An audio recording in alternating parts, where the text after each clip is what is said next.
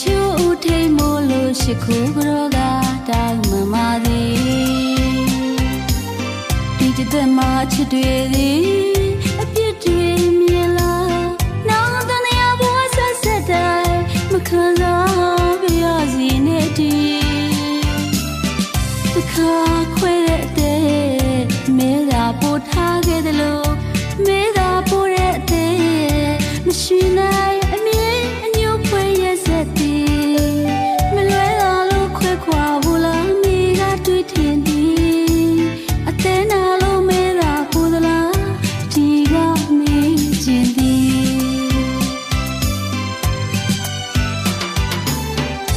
ချစ်ကြီးချစ်လာခဲ့ဘူး